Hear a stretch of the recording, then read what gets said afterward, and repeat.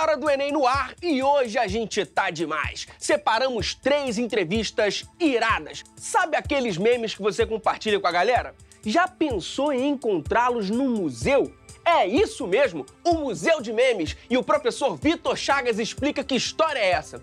Já no segundo bloco, um papo para ficar ligado. Energias renováveis. A estudante Natália Chaves conta como é ser voluntária no projeto Multiplicadores Solares do Greenpeace. E por fim, que tal participar de um projeto que simula um dia no plenário das Nações Unidas? E Yuri Duarte, secretário-geral da ONU Júnior, explica melhor. E aí, curtiu? Então vem com a gente, roda a vinheta!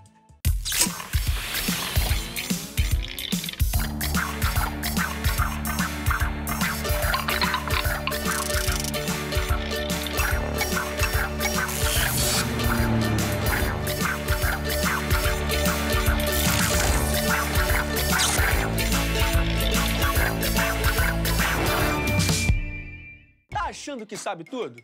Que história só fala do passado? Então se liga nesse papo com o responsável pelo Museu de Memes.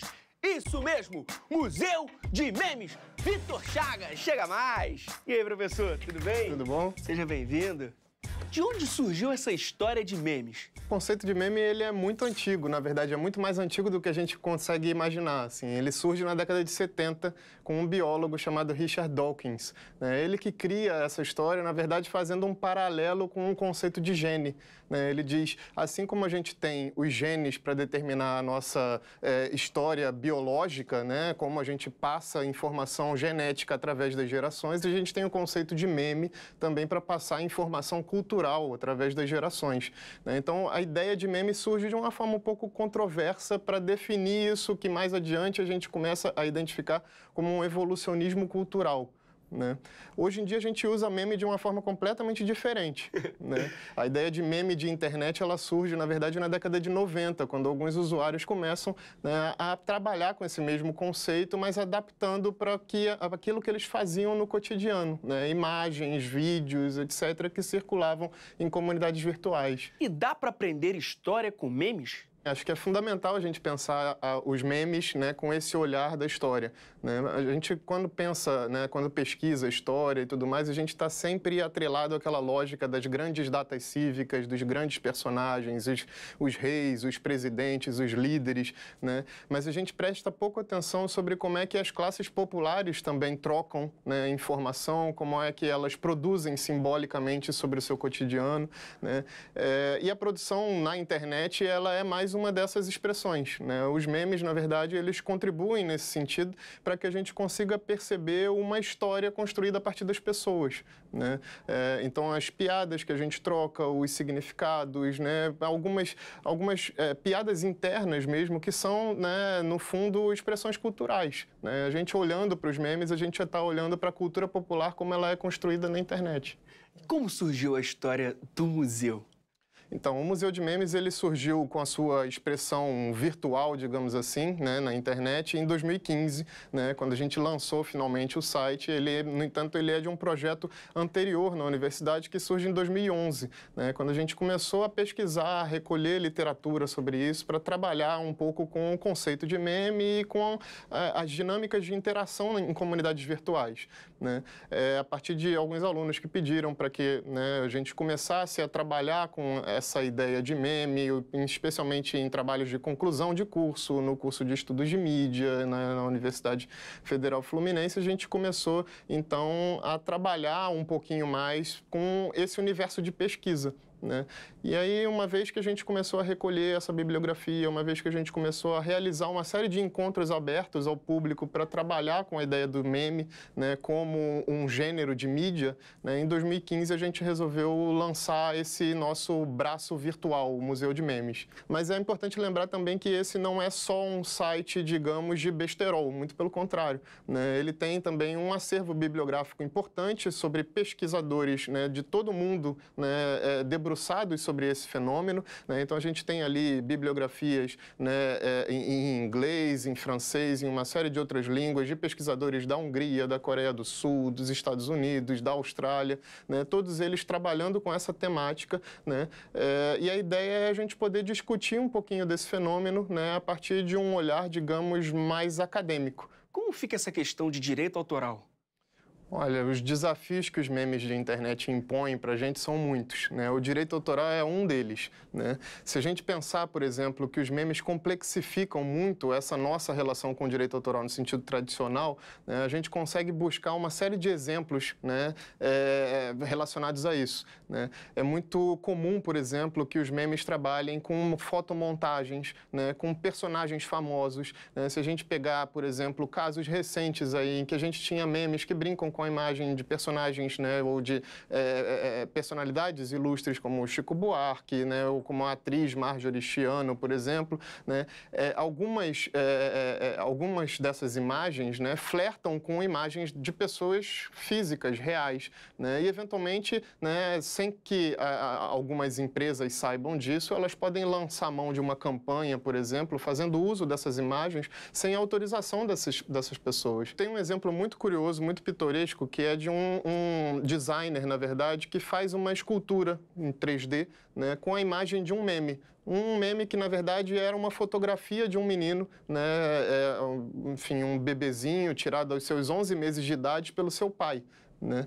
É muito curioso pensar, por exemplo, né, na relação entre o menino de 11 meses, o meme que surge a partir daí, chama-se Success Kid, né, o menino do sucesso, porque o menininho na fotografia ele estava com o braço fechado, assim, fazendo uma pose de sucesso, né? Na verdade, ele estava só comendo areia, né? Mas as pessoas criaram essa piada em cima da fotografia, né? E o designer resolveu fazer uma escultura em cima do personagem, né? Então, esse designer foi processado, veja só.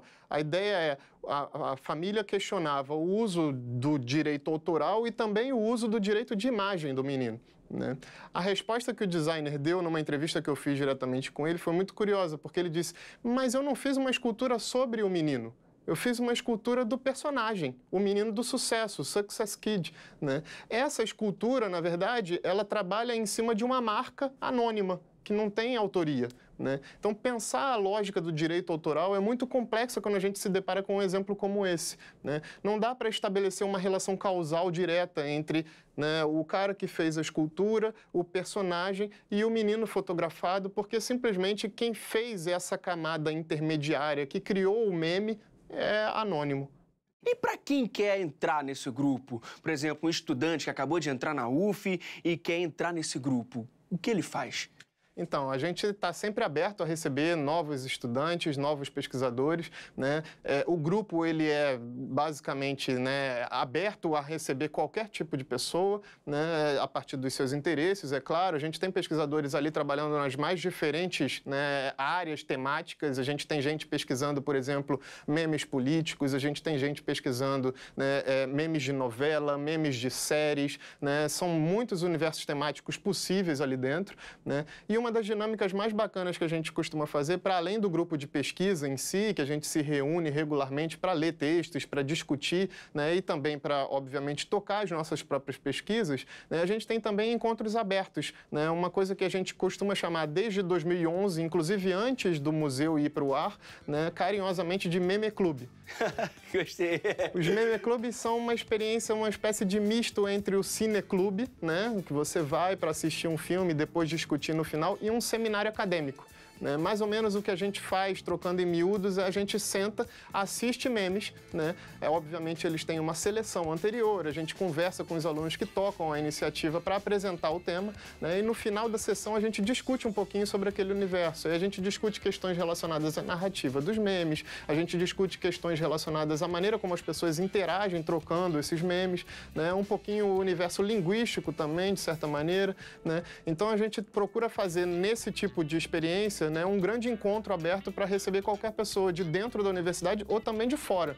Parabéns e muito obrigado pelo papo. Valeu Obrigado. mesmo, viu? E para continuar o nosso papo sobre geografia, você já pensou no poder da energia do Sol? É, pessoal, isso mesmo. E olha que eu nem tô falando de fotossíntese, não.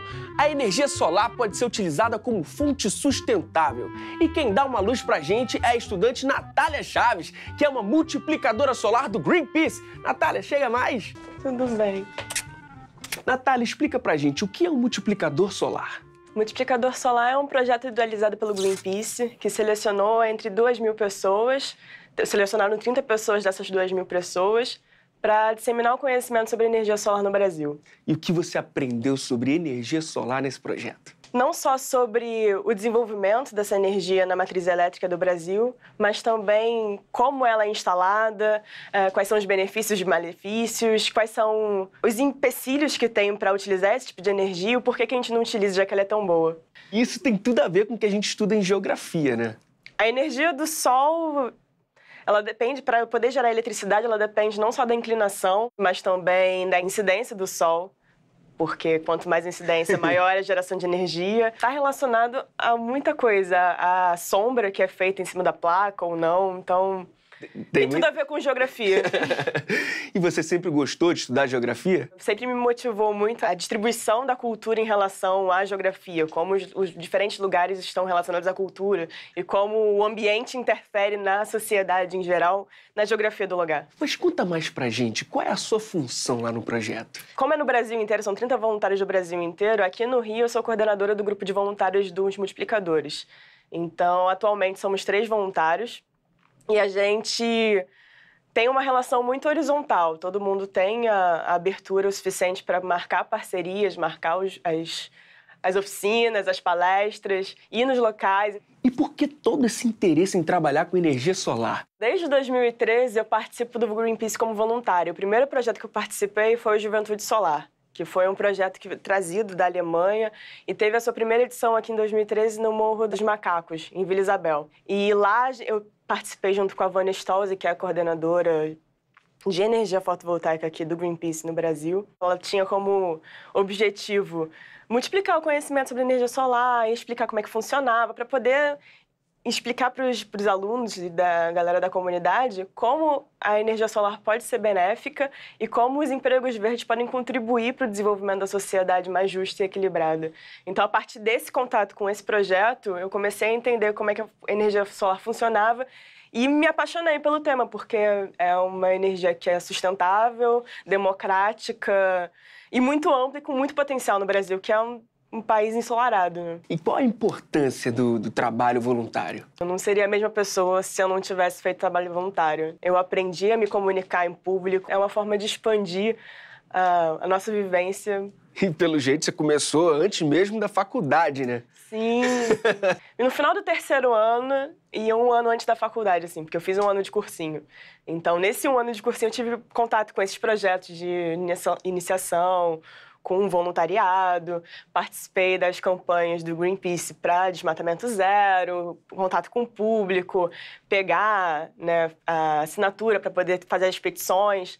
Então, entrei em trabalho voluntário antes de começar a faculdade e isso fez com que eu escolhesse o curso que eu estou terminando hoje. Antes eu queria fazer direito ambiental, já tinha alguma coisa de ambiental assim em mim, mas não consegui ter a nota. Mas nesse um ano de interação com o voluntariado, meio ambiente de forma mais intensa e mais pesquisa sobre o que poderia ser, onde eu poderia estar inserida, eu consegui achar esse curso de ciências ambientais, que é, assim, um curso lindo, super interdisciplinar e que conseguiu abrir minha visão para várias outras coisas. Então conta pra gente um pouco mais sobre o seu curso, como ele é? É um curso, assim, como eu já falei, muito interdisciplinar. Ele mexe com química, física, biologia, mas também mexe com legislação, mexe com perícia ambiental. Me abriu, assim, a mente para observar as coisas como são conectadas, né? Como forma de atuação, a gente tem não só a pesquisa, mas também tem a parte de perícia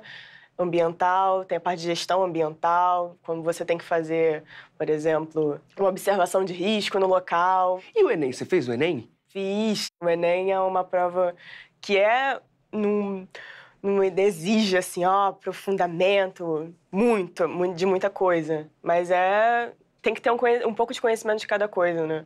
Então, a gente precisa saber de política, de meio ambiente, precisa saber das questões que estão acontecendo na atualidade e além das matérias obrigatórias, né? E essa preocupação com o meio ambiente te ajudou a fazer a prova? Sim, porque exatamente, né?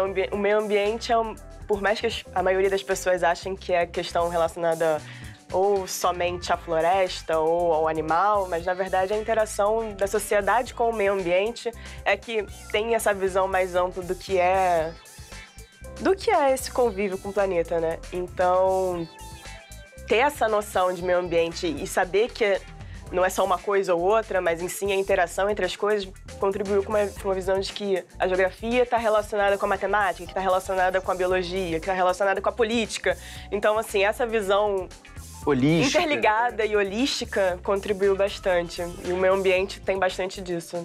Agora, Natália, para quem está ainda em dúvida sobre que carreira escolher, ou que está pensando em mudar de curso, qual o seu conselho? O meu conselho é seguir o que você gosta de fazer. Acho que parece meio clichê, mas você só vai conseguir ser bem-sucedido se você fizer o que você está com vontade de fazer, né? Do contrário, eu sempre tenho alguns exemplos, assim, de pessoas que, não, vou fazer isso porque vai me dar um retorno financeiro, ou vou fazer isso porque estão colocando pressão. Mas, no final das contas, a gente sempre vai pro lado que a gente mais gosta. Eu acho que esse é o essencial. Natália, muito obrigado pela sua presença e que você continue aí multiplicando conhecimento por todos os lugares que você for. Muito obrigado mesmo, viu? De nada. Se você gosta de geopolítica, de debater ideias e sempre quis falar no plenário da Organização das Nações Unidas, seus problemas acabaram. A gente vai conhecer um projeto que reproduz a sensação de estar na ONU. É o ONU Júnior. E quem explica é o secretário-geral do projeto, Yuri Duarte. Seja bem-vindo. Muito obrigado. E aí, beleza? Tudo bem? Seja bem-vindo, Yuri. Muito obrigado. E aí, conta pra gente o que é o ONU Júnior. O ONU Júnior é um projeto que nasceu visto que dentro do Brasil a gente tinha poucos estudantes que sabiam como funcionavam as relações internacionais. Então a gente começou com esse projeto voltado para esses alunos, tentando fazer com que eles aprendam sobre o que acontece no resto do mundo, enquanto, por outro lado, a escola ensina o resto. Pois é, o que os alunos aprendem com as simulações da ONU? Então, a gente tem vários temas que a ONU costuma discutir e alguns temas que a gente tenta trazer para o cenário brasileiro, de problemas que a gente tem, e o objetivo deles é discutir e chegar a uma resolução desse problema. A gente pode discutir desde questões como a Guerra do Congo, como questões de direitos trabalhistas das mulheres no Brasil. E quem está assistindo pode participar? Com certeza. Todo aluno de ensino médio pode se inscrever no ONU Júnior e participar dele. Todo ano a gente faz o evento por volta desse mês de outubro e novembro. O Enem está sempre preocupado com a defesa dos direitos humanos. E aí, o ONU Júnior também está de olho nisso? Com certeza. A ONU tem o comitê dela que discute os direitos humanos, que é o Conselho de Direitos Humanos. E o ONU Júnior, por sua vez, vem simulando esse comitê e alguns outros que também defendem os direitos humanos e discutem esses problemas, como, por exemplo, a defesa dos direitos dos LGBTs ou até mesmo as pessoas que não têm mais moradia devido a desastres naturais. Então, os direitos humanos estão sempre dentro do ONU Júnior, além de a nossa organização respeitar todos eles. E como é o seu trabalho como secretário-geral? Assim como o secretário-geral da ONU, que tem a função de fazer com que a organização continue funcionando para o que ela foi criada, que é manter a paz e segurança, eu, como secretário-geral do ONU Júnior, também tenho que fazer com que a organização continue fazendo aquilo que ela foi proposta, que é ensinar os alunos de ensino médio sobre as relações internacionais. E qual é a sua formação? Eu sou formado em Relações Internacionais. Como é o curso de Relações Internacionais? Conta um pouco pra gente. Olha, a gente discute e aprende um pouco sobre tudo o que acontece no mundo. A gente aprende um pouco de direito, um pouco de política, um pouco de economia. A gente junta isso tudo e constrói como o Brasil e como o mundo funcionam e como essa relação é feita. E era o que você esperava? O curso de Relações Internacionais era o que eu esperava justamente por conta das simulações. Eu já tinha simulado antes de começar a escolher o meu curso quando eu fui prestar vestibular. Então, quando eu escolhi Relações Internacionais, eu já sabia bem o que eu queria. Opa, prestar o vestibular, você fez o Enem? 2 vezes. Eita, 2 vezes? Eu fiz no segundo ano para me preparar, para saber quanto tempo eu ia ter de prova e como era a questão da pressão da prova. E no terceiro ano eu repeti a prova com mais tranquilidade, já sabendo como funcionava, e consegui entrar na universidade. E para ser secretário-geral do ONU Júnior, tem que ser formado em Relações Internacionais? Não necessariamente. A gente tem alunos na nossa organização que são dos mais diversos cursos. Ciência política, economia, direito. Todo curso pode participar do ONU Júnior. Mas lembrando que o ONU Júnior não é formado só do secretário-geral. A gente tem vários membros da organização que estão ali para ajudar na montagem desse evento, que é sobre relações internacionais, e por isso a gente tenta fazer com que o corpo, junto, monte o evento da melhor maneira possível. E como está o mercado de trabalho para quem se forma em relações internacionais? O profissional de relações internacionais hoje ele é formado em diversas áreas, né? A gente aprende um pouco de direito, um pouco de economia, um pouco de política. Então, cada vez mais as empresas estão vendo o profissional de relações internacionais como assumir alguns cargos que anteriormente eram assumidos por outras pessoas com outras formações. Normalmente, por exemplo, as multinacionais prefeririam um economista para lidar com as transações internacionais. Mas hoje o profissional de relações internacionais está muito mais próximo do que essas empresas buscam do que antigamente. Há quanto tempo você participa do ONU Júnior? Eu participo do ONU Júnior há 7 anos. Eu comecei no ensino médio como delegado, me apaixonei pelo evento e como ele funciona, continuei participando dos debates dos comitês como diretor e hoje em dia eu sou secretário-geral. Caramba, e como é o seu dia a dia lá? O dia a dia é basicamente de a gente fazer tudo dar certo. A gente tá por cima de todos os comitês e enxergar todos os problemas que eles possam vir a ter e resolver o mais rápido possível. Além de que a gente lida com pessoas. Então, um evento que tem que ter essa proximidade pessoal e a gente tem que saber o que cada um precisa e o que cada um tá passando para a gente poder fazer um debate que, além de aprender, seja divertido para todo mundo. E qual o seu conselho como secretário-geral do ONU Júnior para quem está se preparando para o Enem e está assistindo a gente agora? Eu acho que o Enem, você tem que estudar para o Enem, só que existem outras maneiras de você estudar que não sejam pegar o papel e a caneta e o livro. As simulações estão aí para provar isso. Eu aprendi muita coisa com as simulações de uma maneira muito divertida. Então, eu acho que para não ficar cansativo no estudo do Enem, a melhor coisa é a gente tentar aprender das mais diversas formas. E algum conselho para quem quer saber um pouco mais sobre diplomacia, relações internacionais, Nações Unidas? Olha, o site da ONU Brasil é o mais indicado para quem quer responder todas essas perguntas. E ainda mais eu indico a leitura da Carta dos Direitos Humanos Universais, que são muito importantes para o Enem. Agora, só entre a gente, tem algum caso, assim, curioso que você pode contar sobre o seu trabalho, só aqui entre a gente? Olha, todo ano a gente tem uma curiosidade que os delegados, eles não sabem o que a gente está preparando para eles. Então, todo ano tem uma surpresinha.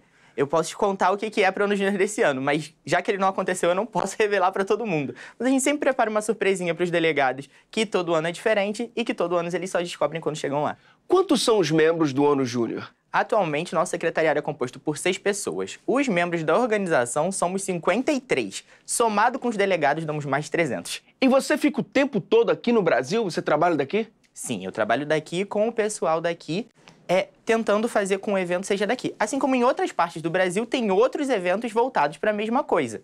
Então, em todo mundo, em cada país, existe um modelo das Nações Unidas. O ONU Júnior só acontece por aqui, mas se você procurar bem em todo o país e em todo mundo, você vai encontrar um modelo que vai te satisfazer. E você viaja muito? Não. Não tem tempo? Não, é porque o ONU Júnior, ele não é o meu trabalho, né? Eu sou voluntário do ONU Júnior, eu não recebo nada para estar fazendo o evento. Eu tenho um outro serviço, que é o meu serviço de verdade, né? Que eu trabalho com política, mas que o ONU Júnior, ele não me proporciona isso. A gente normalmente envia delegados do ONU Júnior para uma reunião que tem na ONU todo ano, que é o UN for Moon, que é mais para discutir as regras do evento e tentar fazer com que o mundo todo esteja, assim, seguindo os mesmos parâmetros. Porque já que é um modelo da ONU, a gente não pode se distanciar do que a ONU tá planejando, tá querendo para o ensino. E o que é um delegado? O delegado é o aluno de ensino médio que está se inscrevendo para participar do debate. O que ele faz? Ele representa um país, necessariamente, dentro de um comitê específico. Então, ele vai discutir a política externa daquele país dentro daquele assunto. Então, ele é como se fosse um delegado da ONU representando aquele país. E quais são os requisitos para participar do ONU Júnior? Tem uma idade limite? Não, a gente não trabalha com a questão da idade, a gente trabalha com a questão da escolaridade. Todo aluno de ensino médio pode participar, do 1º ao 3º ano do ensino médio, sem restrição de idade. E quais são os planos para o futuro? Os planos para o futuro são que o ONU Júnior, além dessa 15ª edição, seja um sucesso, ele continue aí ensinando muito mais jovens por muito tempo. E para você, depois do ONU Júnior, pensa em ir para a ONU? Eu penso em ir para a ONU, sim. Eu me encontrei nesse mundo e eu planejo, sim, que a minha carreira chegue até lá. Um processo que a gente vai fazer com cuidado para que nada seja antes do tempo necessário. Yuri, muito obrigado mesmo pelo bate-papo. Obrigado a você. Muito obrigado. Tá vendo, pessoal? Você também quer fazer parte da construção de um mundo melhor e mais aberto para a reflexão? O Enem é o primeiro passo, então foca no estudo e até a próxima. Você que está no ensino médio, tá chegando o Enem. Eu sei que tá cansativo, eu sei que você estudou o ano inteiro, mas agora tá mais perto do que nunca. Seu sonho de entrar na universidade tá aí, pertinho de você. Nesse momento, é o momento de você continuar estudando, mas ao mesmo tempo, é o momento de começar a relaxar e encontrar outras maneiras de estudar. Não é sempre com o papel, a caneta e o livro que você vai aprender. Você tem outras formas de aprender, inclusive com a hora do Enem. Então tem maneiras mais divertidas de você aprender e passar no Enem sem precisar ficar trancado dentro de casa com um livro e uma caneta. Então, para você, eu desejo boa sorte e não pare de confiar em você, porque é o mais importante durante a prova do Enem.